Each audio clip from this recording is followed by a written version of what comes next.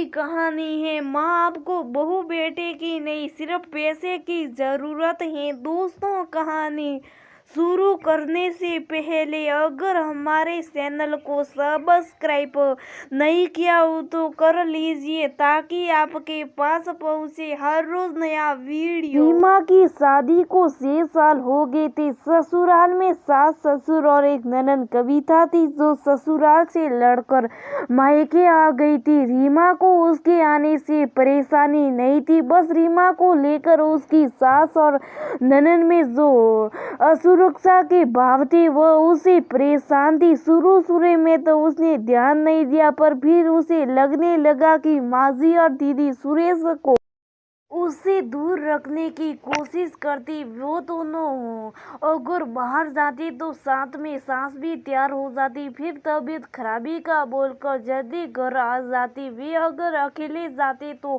Phone कर उसका दिमाग खराब कर देती, एक एक पैसे का हिसाब पूछती। माजी अक्सर उसे कहती कि सुरेश और ये घर पैसे सब हमारे, तू उस पर अधिकार न दिखा। रीमा का इन सब बातों से दिल दुख जाता था। पहले तो वह शुरू से कुछ नहीं कहती थी, पर जब बात बढ़ने लगी तो उसने उसे कहना शुरू कर दिया। शुरुआत में सूरत अपनी भोली माँ और दीदी के बारे में कुछ नहीं सुन सकता था। रीमा बहुत दुखी रोने लगी।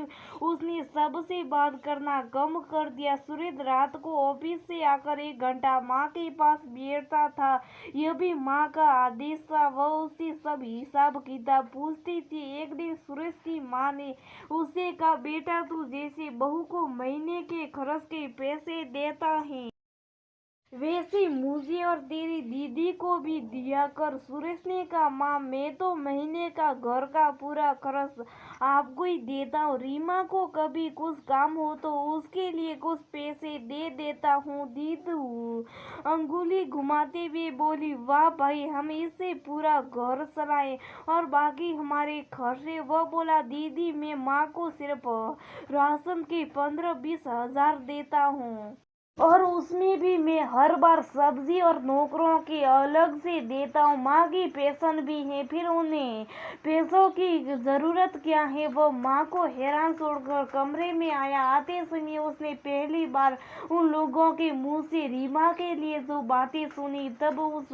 यकीन हुआ कि माँ और दीदी के दिल में बहुत असुरक्षा के भाव है। वह खामोशी से बेड पर लेट गया।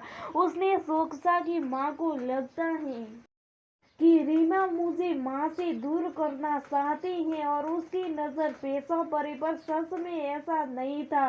जो चीज या साड़ी वह रीमा के लिए लाता था, उस पर वे लोग हक जमा लेती थी। घर में केवल माँ की चलती थी। जब रीमा को उसके साथ मायके के किसी फंक्शन या बाहर जाना होता था तो घर में किसी की तबीयत खराब हो जाती थी या कोई एक बहाने से वे उन्हें रोक लेते थे। अब सूरज को समझ आने लगा कि इसी माँ हर समय बोलती रहती थी कि ये कंपनी घर गाड़ी सब उनका और पापा जी का है, सुरेश की मेहनत कुछ नहीं है। रीमा ने अगर सुरेश या किसी सिर पर हक दिखाया तो वह उसे घर से निकाल देगी। अब वे लोग सुरेश को भी पैसों के ताने मारने लगे। रीमा के साथ उनका व्यवहार तो पहले बहुत बुरा था। सुरेश ने 1 हफ्ते बाद एक मल्टीनेशनल कंपनी में ज्वाइन कर ली और घर में सबके सामने कहा, माँ ये कंपनी अब भी पापा के नाम है, मैं दिल्ली जा रहा हूँ। ये सब छोड़कर वहाँ मुझे जॉब मिल गई। वहाँ घर छोटा और सैलरी कम है, पर मुझे फर्क नहीं पड़ता। आपकी पेंशन और कंपनी के पैसे हैं आपके लिए। आपको बहू बेटे की नहीं, सिर्फ पैसे की जरूरत है।